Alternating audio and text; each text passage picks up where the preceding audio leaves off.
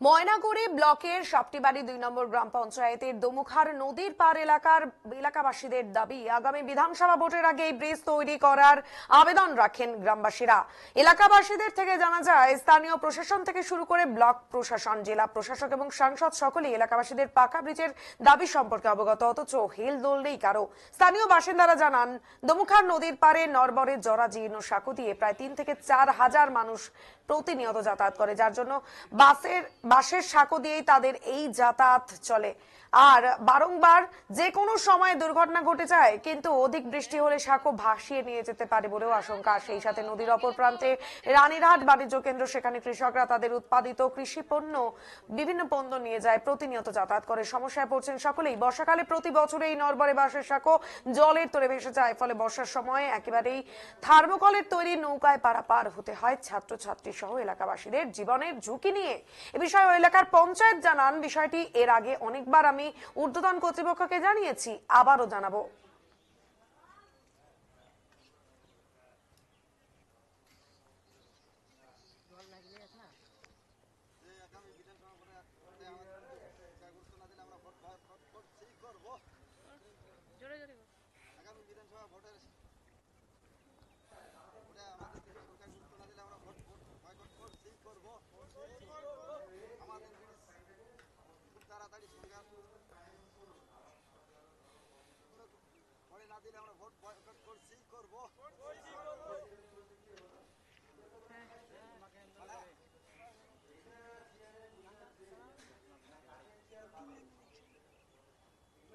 সরকার আমাদের দিকে গুরুত্ব না দিলে আমরা গান্ধীবাদী ছেড়ে নেতাজি সুভাষচন্দ্রের পথ ধরে আমরা আন্দোলন করব।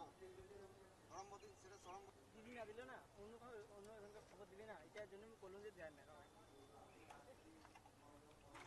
আমাদের এখানকার একটা দীর্ঘদিনের সমস্যা, বহুবার কেন্দ্র সরকার, রাজ্য সরকার, বিভিন্ন সংশ্লিষ্ট কর্তৃপক্ষকে জানিয়েও এখানে হেলদোলেই কোনো আমরা সুরাহা পাইনি, প্রতিশ্রুতি পূরণ হয়নি। জন্য বাধ্য হয়ে আমরা আজকে বিক্ষোভ প্রদর্শন করতে এলাম এখানে দমুখার পার ২ নম্বর সাপটিবাড়ি গ্রাম পঞ্চায়েত এলাকার ময়নাগুড়ি ব্লকের দমুখার পার ঘাটে আমরা ব্রিজের দাবিতে, পাকা সেতুর দাবিতে এখানে বিক্ষোভ প্রদর্শন করতে আসলাম। আচ্ছা, এই ব্রিজটা কতদিন থেকে বেহাল অবস্থা পড়ে রয়েছে? বেহাল বলতে স্বাধীনতা পরবর্তী সময়ে আমার জন্ম, প্রায় আমার জন্মের এখানে ৪০ বছর থেকে এখানকার যারা স্থানীয় বাসিন্দা এই সমস্যার সম্মুখীন, মানে ছাত্রছাত্রী থেকে শুরু করে মানে বিভিন্ন পেশার মানুষ এখানকার এই পারাপার সমস্যার জন্য ভুক্তভোগী।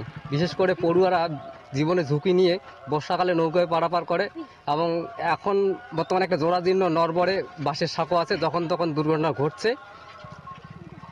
আচ্ছা, এই ব্রিজটার উপরে কেউ কি আহত অথবা পারাপার হতে গিয়ে কি ক্ষতিগ্রস্ত হয়েছে? হ্যাঁ, কদিন আগেই অল্প বিস্তর আহত হয়েছে। এই ব্রিজ দিয়ে কতজন মানুষ প্রত্যেকদিন যাতায়াত করে? প্রতিদিন প্রায় ৪,০০০-এর বেশি।